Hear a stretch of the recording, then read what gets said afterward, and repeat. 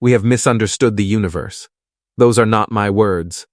They belong to Adam Riess, a Nobel Prize winning physicist at Johns Hopkins University. A man who has spent his career measuring how fast the cosmos is flying apart. He's not being dramatic. He's reading his own data and telling us plainly that something in our model of reality does not add up. For nearly a century, cosmology has rested on a single elegant framework. We call it the Standard Model, a set of equations and assumptions that describes everything from the first fraction of a second after the Big Bang. It has worked beautifully for decades. Then the James Webb Space Telescope turned on. What Webb found did not confirm our understanding. It complicated it. In some cases, it contradicted it. The trouble starts with a number. It's called the Hubble constant, and it measures the rate at which the universe is expanding right now. Not in the past, not in some theoretical future, right now, today. You would think a single number like that would be easy to pin down. 2 methods, 2 teams, same universe, same answer. That's how science is supposed to work. It didn't. The first method looks backward, way backward. The European Space Agency's Planck satellite mapped the cosmic microwave background, the faint afterglow of radiation left over from when the universe was about 380,000 years old. From that map, physicists extracted the conditions of the early universe, plugged them into the Standard Model, and ran the equations forward nearly 14 billion years. Their prediction for today's expansion rate was about 67 kilometers per second per megaparsec. A megaparsec is 3.26 million light-years. So for every 3.26 million light-years you look outward, galaxies are moving away from us 67 kilometers per second faster. Clean number, tiny margin of error. The second method is more direct. Instead of modeling the past, it measures the present. Adam Riess and his team use a technique known as the cosmic distance ladder. They start by measuring the distance to nearby pulsating stars called Cepheid variables. Stars whose brightness fluctuates at a rate directly tied to how luminous they actually are. Measure the pulse, calculate the true brightness, compare it to how bright the star looks from Earth, and you have a distance. From there, they step outward to galaxies containing both Cepheids and a specific type of exploding star called a Type 1a supernova. These supernovae are useful because they all explode with roughly the same peak brightness. Once calibrated, you can spot them in galaxies hundreds of millions of light-years away. Combine that with how fast those galaxies are receding, and you get the Hubble constant. Riess's team got 73, not 67, 73. That is 6 kilometers per second per megaparsec faster than the Standard Model predicts. That might sound like a rounding error. It is not. In a field where measurements are routinely precise to within 1%, a gap of 8 or 9% between 2 independent methods is enormous. It is the difference between a universe that is about 13.8 billion years old and one that could be more than 1 billion years younger. It changes the size of the observable universe. It changes the rate at which galaxies are separating. It changes potentially the nature of dark energy. Think about what that means. If the universe is expanding faster than our best model predicts, then everything downstream of that prediction shifts. The age of the universe gets younger. The distances between galaxy clusters change. The timeline for when the first stars ignited, when the first heavy elements were forged, when the conditions for planets and eventually life became possible. All of it shifts. You are not just adjusting a dial. You are redrawing the entire history of everything that has ever existed. For a while, scientists assumed someone had made a mistake. The most popular theory was stellar crowding. Cepheid variables tend to live in dense, dusty regions. When Hubble looked at them, its cameras sometimes blended the light of nearby stars together, making the Cepheids appear brighter than they truly were. Brighter Cepheids mean shorter distances. Shorter distances mean a higher Hubble constant. So Riess pointed Webb at the same stars. Webb orbits 1.5 million kilometers from Earth, far beyond our atmosphere. Its gold-plated mirror collects infrared light with a sensitivity that makes Hubble look like a pair of reading glasses. If any telescope could settle this, it was Webb. The expectation was that Webb would reveal the blending, correct the distances, and bring the Hubble constant back to 67. That is not what happened. Webb confirmed Hubble's numbers. Not approximately. Almost exactly. The C-feeds looked the same. The distances held. The expansion rate stayed at 73. By early 2024, the team announced that they had spanned the full range of Hubble's observations with Webb. The conclusion was unequivocal. Measurement error could be ruled out with very high confidence. Riess put it simply. With the errors eliminated, what is left is the possibility that we have misunderstood the universe. At a 2019 conference in California, Riess asked a fellow Nobel laureate whether to call this a problem. The answer was firm. Do not call it a tension. Do not call it a problem. Call it a crisis. By December 2024, the crisis had deepened. Riess's team used 3 separate methods to measure distances. All 3 agreed with Hubble.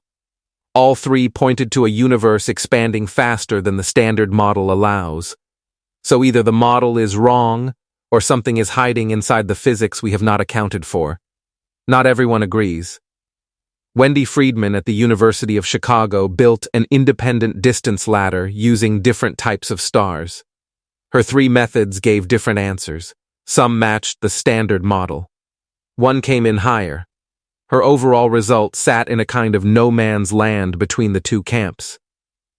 The disagreement has become one of the most closely watched rivalries in modern physics. 2 teams, both brilliant, both careful, both looking at the same sky, arriving at different conclusions. One possible solution is called early dark energy, a hypothetical burst of extra expansion that occurred in the first few 100,000 years after the Big Bang, then vanished. If something like that happened, it would change the conditions in the early universe just enough to shift the prediction upward closer to 73. It would be like the universe receiving an unexpected kick right after it was born, a nudge that rippled forward through 14 billion years. Nobody knows if early dark energy is real, but it is one of the few ideas that could solve the Hubble tension without demolishing everything else that works. The tension would be enough on its own. But Webb delivered a second blow. Almost as soon as the telescope started observing, it found galaxies in the early universe that had no business being there. Not small, dim infant galaxies. Massive ones. Galaxies seen just 500 to 700 million years after the Big Bang. Some rivaling the Milky Way in mass. A galaxy that took our own neighborhood 13 billion years to build had apparently assembled itself in under a billion.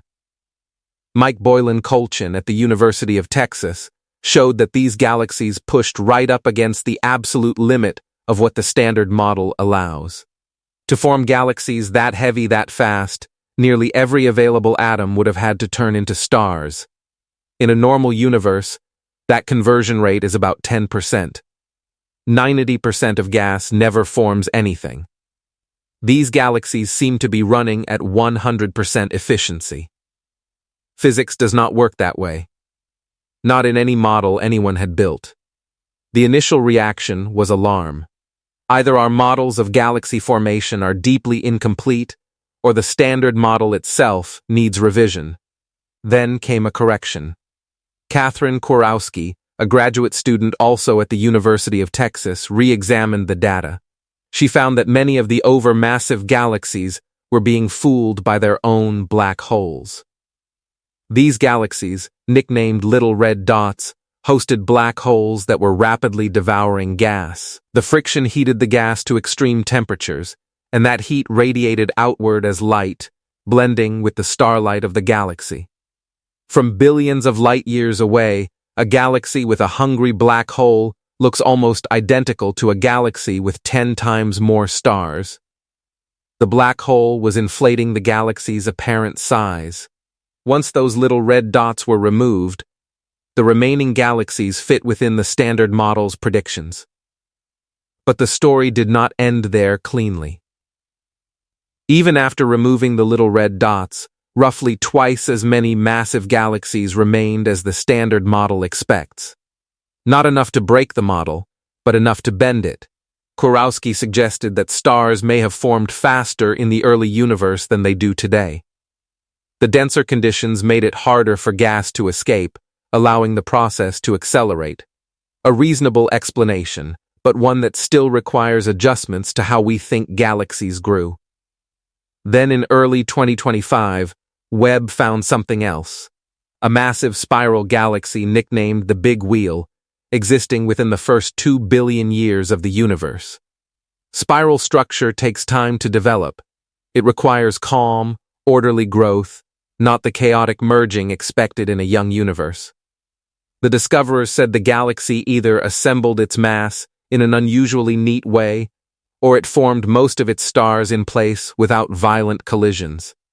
Either explanation challenges conventional thinking. Meanwhile, a separate team studied over 250 galaxies from the same era and found the opposite pattern.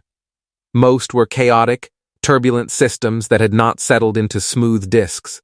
So the early universe contained both messy adolescent galaxies and at least one remarkably mature spiral. That is not a contradiction the Standard Model handles gracefully. And there is more. A study found that many young galaxies observed by Webb appear strikingly stretched out, like cosmic cigars. These elongated shapes do not match predictions from cold dark matter, which is the backbone of standard cosmology. They do, however, match alternative models like warm dark matter, where the large-scale structure of the universe is smoother. That distinction matters. Cold dark matter is not just one ingredient, it is the scaffolding. It determines where galaxies form and how they cluster. If dark matter is different than we thought, that change would ripple through almost every prediction cosmology makes. So where does this leave us? The Standard Model is not dead, not even close. It still explains the cosmic microwave background with extraordinary precision. It predicted the abundances of hydrogen and helium.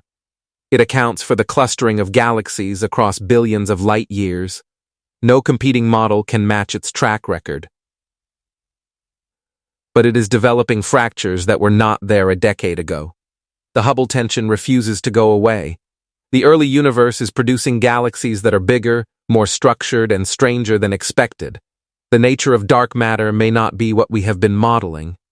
And dark energy, which makes up 68% of the universe, remains a placeholder name for something we cannot identify or explain. There is even a quieter tension called S8 about how clumpy the universe is. Measurements show slightly less clumping than the model expects. Adam Riess has called it the little sibling of the Hubble tension. If both tensions are real, they may be symptoms of the same underlying problem. Two cracks in the same wall. Adam Riess put it carefully in December 2024. The discrepancy between the observed expansion rate and the predictions of the Standard Model suggests that our understanding of the universe may be incomplete.